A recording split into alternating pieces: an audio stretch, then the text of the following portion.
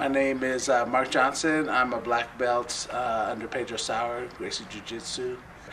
I've written the book Borrowing the Master's Bicycle, and I own Westside Jiu-Jitsu.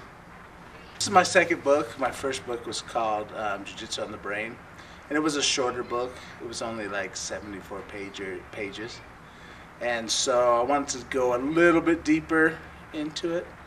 I don't want to write a technical manual because there's plenty of them out there already, and masters have written those, and there wasn't a ton of just philosophy, this how it relates to life kind of books. That's what I was looking for, and since it didn't exist, I wrote one, and then after that one I wrote a second. So it probably took me about a year to write, and about last year, I published it in December, so I probably finished it a month before that. But it took about a year to write or so. The two books I've written were really for me, like what I wanted, and so they were for me. But I figured maybe there were some other people who wanted that information or to read something like that. So originally they were for me, and then it turns out there were quite a few people that liked it. So I wanted to process some of the things I've been through, and like the first one's really about how when you get started and what that's like. And I had all that information, but I wanted to kind of get it out, process it, think about it, and so that's what the writing does. It just helps you process all that information you have, And so that for the first one. Then the second one, it would just help me get deeper into it. And then I'm writing a third one right now called Below the Surface. That one's it's going to be tough, but it's just about concepts and techniques, concepts and principles of techniques. And that one will be more technical, but it still won't be a how-to. It'll be more like a why, and so I'm researching that now. So I'm not going to rush that one because it's something I want to write because I want to know about it, So I'm not sure. I have a feeling it's going to be a while. The book now, Borrow the Master's Bicycle, I just wanted to be able to see how big jiu-jitsu is. It's huge, and it's a lot of people talk about, oh, this is my lifestyle, but man, that's true. If you're a surfer and you dedicate your life to surfing, that's your lifestyle. If you do jiu-jitsu and you dedicate your life to jiu-jitsu, that's your lifestyle. And so I just wanted to show how encompassing it is, And so that's what I did. I tried to do that. I mean, it reaches everything. And the thing is, let me point this out, it's not really my ideas, it's just ideals that I've kind of ran into, was exposed to, and specifically it's for jiu-jitsu guys, Brazilian jiu-jitsu guys, but it's bigger than that. That's my point. It could be for anybody. If you had, a famous surfer, marathon runner, whatever, come in, they could talk about running a marathon, but what they're really talking about is something much bigger than that, which is, conquering yourself and pushing yourself and having goals. That's universal. So it's pretty much universal, but I talk about jiu-jitsu. When you become a black belt, at least for me, it made me nervous because you're representing more than yourself, you know what I mean? As a brown belt, it's a brown belt. It's going to make plenty of mistakes, man. But as a black belt, you're representing black belts, And so I didn't want to put out anything that would, I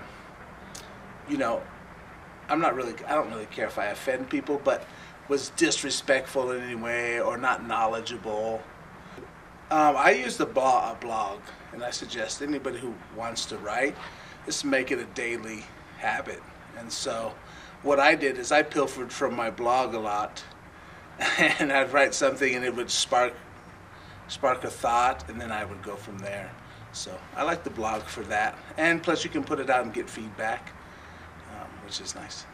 The blog is Tap or Die, and the address is tapperdiecompany.com. If you study one thing long enough, then it'll give you, and I know it's kind of cheesy, but it'll give you like secrets of the universe, you know what I'm saying? Like, if you think about it, some of the most famous people who've dedicated themselves to one thing, they become very wise people and masters at what they do. And I think whatever it is, whether it's washing dishes or surfing or doing jiu-jitsu, if you do it long enough, you'll get a certain kind of wisdom out of it. I wanted to relate everything to jiu-jitsu because I think jiu-jitsu relates to everything. And so I just wanted to use my own life as an example, like before jiu-jitsu and after jiu-jitsu. So before jiu-jitsu, I was a big man biter. And after jiu-jitsu, you know, just a mellow kind of dude. So I just wanted to show that kind of difference with my own life. I'm sure a lot of people have their own stories, but that was mine. So this is basically, my thought is that if you're doing something like jiu-jitsu, whether it's, you know, for a challenge or exercise, it's really about you. It doesn't matter the vehicle.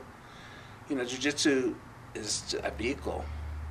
It doesn't matter the vehicle. It matters what you get out of it. And so that's the point. The point is you're doing something, you love it, right? It teaches you lessons, not just about techniques, not, you know, mata leal, not how to, but respect, you know, determination, all those wonderful things. So we learn about ourselves and people in general by exposing ourselves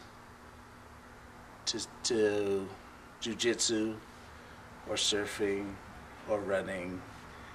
It's basically about finding yourself through something, by doing something. In this case, it's jiu-jitsu. So Brazilian jiu-jitsu for me is, you know, my life. It's a lifestyle for sure. And on a scale of importance, if I wanted to give it a number, it would be number 2. You know, my kids are first, and my family's first, and then jiu-jitsu's right there. And all the people that make up jiu-jitsu, you know, my students, my friends, you know. Best thing about jiu-jitsu is, for me anyways, it makes you humble, humility. That's number 1. And I was never been a cocky person, but when you go your first day of jiu-jitsu and you get choked by a guy half your size and the nicest guy in the world, it's like the friendliest ass kicking you ever got. And you go home and you think about it, you're going to do one or two things. You're going to come back and be like, man, this shit works, man. I love this. Or you're going to make up excuses for yourself and never show again. But to me, it's humility. That's the big thing. Guys come in, they're tough guys. They come in and then they get beat, which is fine. And it humbles you, you know. And that's important for people. If you've been around jiu-jitsu for any amount of time, you know the toughest dudes in the school seem like the nicest people in the world. It's the ones who are nice, who have humility, who have been taught all kinds of lessons through jiu-jitsu. Those are the dangerous ones. You know, those are the badasses. But I think humility, for me, is where it starts.